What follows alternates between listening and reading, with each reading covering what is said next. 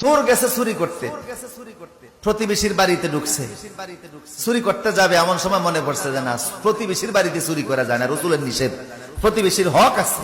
হাসরের ময়দানে যদি আল্লাহ আমারে জিজ্ঞেস করে প্রতিবেশীর হক আদায় তো করলি না, চুরি করতে গেছিস, আমি কি জবাব দেব? চুরি করা যাবে না, চলে গেছে। পরের দিন গেছে চুরি করতে আরেক ঘরে, ঘরের ভিতরে চুরি করতে যাবে, দেখে যে মূর্তি, খোঁজ দিয়ে দেখে এটা খ্রিস্টানের বাড়ি। আরে যিশু খ্রিস্টের মূর্তি এই বাড়িতে, বুঝে গেল খ্রিস্টান। বিদুর্মীর ঘরে আমি মুসলমান চুরি করব, এটা হয় নাকি? বিদুর্মীর ঘরেও চুরি করলেন না। এরপরে গেছে আরেক ঘরে, যে দেখে ওই ঘরে মূর্তির সংখ্যা আরো বেশি, এটা নমস্কারের ঘর, হিন্দুদের ঘর। ভাবলেন এই ঘরে তো আরো চুরি করা যায় না, ওরা মুশরিক।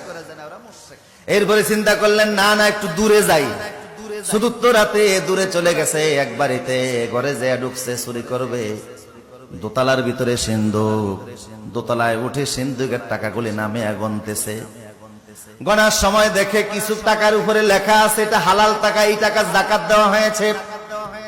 কিছু টাকার গায়ে লেখা এটা অবৈধ টাকা, এই টাকা যাকাত এখনো দেওয়া হয় নাই। চোর চিন্তা করে চুরি যখন করবো তো হারাম টাকা চুরি করে লাভ কি? হালাল টাকাই করি যেটা যাকাত দেওয়া হয়েছে। এখন যাকাত দেওয়া টাকা সে গণতেছে। আপনারা কি মনে করেন ওর গণার কারণে সময় কি স্টপ থাকবে না? সময় চলতেছে। কিছুক্ষণ পরে দিছে ফজরের আজান। চোর চিন্তা করে আরে আগে নামাজ পরে চুরি।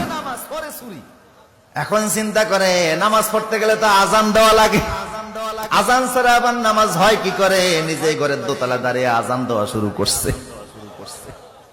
ঘরের দোতলায় কোত্থেকে মুয়াজ্জিন আসলো, আজান দেওয়া শুরু করেছে।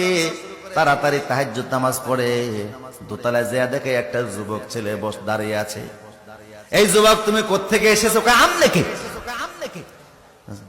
উনি বলে আমি এই ঘরের মালিক। কয় ফজর নামাজ পড়ছেন নি? কয় না এখনো পড়ি নাই। উজু আছে নি? কয় উজু তো আছে। একামত দেন মিয়া। চোর হইলো ভালো করে জানে যে নামাজ পড়তে হলে আজানও দেওয়া লাগে, একামতও দেওয়া লাগে। বললো একামত দেন। বুড়ারে পাশে দাঁড় করায়া একামত দিয়েছে, নামাজ পড়া শুরু করে দিয়েছে। এত সুন্দর তেলাওয়াত, ঘরের মালিকের চোখ থেকে টপ টপ করে পানি পড়া শুরু হয়ে গেছে। এই যুগের বহু আলেমের চাইতো সেই যুগের সুরের তেলাওয়াত অনেক শুদ্ধ ছিল। কথা বলেন ঠিক কি না? ওরা তিলেল কোরআন আর তার তিলা, কোরআন তেলাওয়াত করা লাগবে শুদ্ধভাবে। কিভাবে? কিন্তু বহু মুসলমান আছে 70 থেকে 80 বছর বয়স হয়ে গেছে, 40 বছর নামাজ পড়তেছে, এখনো তেলাওয়াত শুদ্ধ।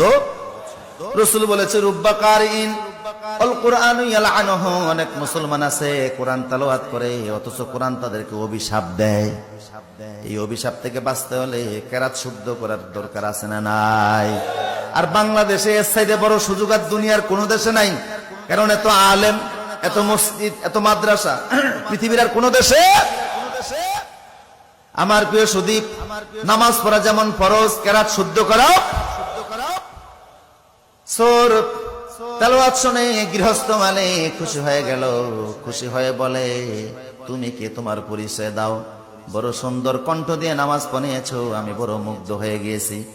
চোর বলে আর পরিচয় দেওয়ার দরকার নাই, যা হওয়ার তা হয়ে গেছে, আমি যাচ্ছি, আসসালামু আলাইকুম। উনি বলে না, পরিচয় দেওয়া লাগবে। কেন এসেছো আমার ঘরের দোতলায়? তুমি কেন আসছো? কেমনে ঢুকছো? যুবক বলে আসছিলাম একটা কাজে, এখন আর সুযোগ নাই করার, ধরা পড়ে গেছি। মালিক বলে না, বলা লাগবে। বলে ও মালিক, পেটের অভাবে চুরি করতে বের হয়েছি, আপনার ঘরে আসছিলাম, টাকা গুনতে গেছি, এমন সময় আজান দিয়ে দিয়েছে। ভাবলাম চুরি পড়ে আগে নামাজ পড়তে যে ভাবলাম আজান দেওয়া লাগে, আজান দিয়েছে। আপনি আসলেন, একামত দিয়ে জামাতের সঙ্গে নামাজ পড়েছি। এখন আপনার সামনে আর আপনার টাকা নেই কেমনে? উনি বলে আমার ঘরে কি এই প্রথম আসতো না? অন্যান্য ঘরে গিয়েছিলাম, খ্রিস্টানের ঘরে মূর্তি দেখে, অমুসলিমের ঘর, সে অমুসলিমের ঘরে থেকে আমি চুরি করি নাই। এরপরে গিয়েছি আমি হিন্দুর ঘরে, অমুসলিম ইসলামের দুশ্মন, তার ঘরেও চুরি করি নাই। এরপরে গিয়েছি প্রতিবেশীর ঘরে, তার ঘরেও চুরি করি নাই। তারপরে আসছি আপনার ঘরে। এইভাবে করে আপনার ঘরে আইসাও তো নিতে পারলাম না। উনি বলে তুমি যাইতে পারবা না, তুমি এখানেই থাকো। তালা মাইরা নিজে নিচে গেছে। যুবকের ঘরে আটকে নিচে চলে গেছে। এই যে স্ত্রী রে, নিজের কন্যা বিবাহের উপযুক্ত হয়েছে, একটা মুত্তাকি ছেলে তালাশ করতেছিলাম।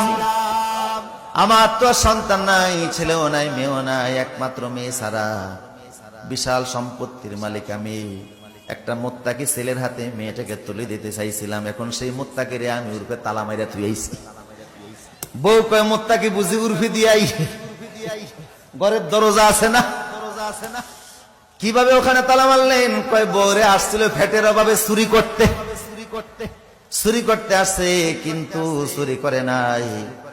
আমার মনে সুযোগ পায় নাই, সেই জন্য নিতে পারে নাই, ধরা পড়ে গেছে। আমার মনে হয় তার হাতে যদি আমার গোটা সম্পদ তুলে দেয়, তার দ্বারা তসরুপ হবে না। কারণ অভাবের সোর এক জিনিস, আর স্বভাবের সোর। অভাবের সোর যারা, তাদেরকে অল্প দিলেই তুষ্ট হয়ে যায়।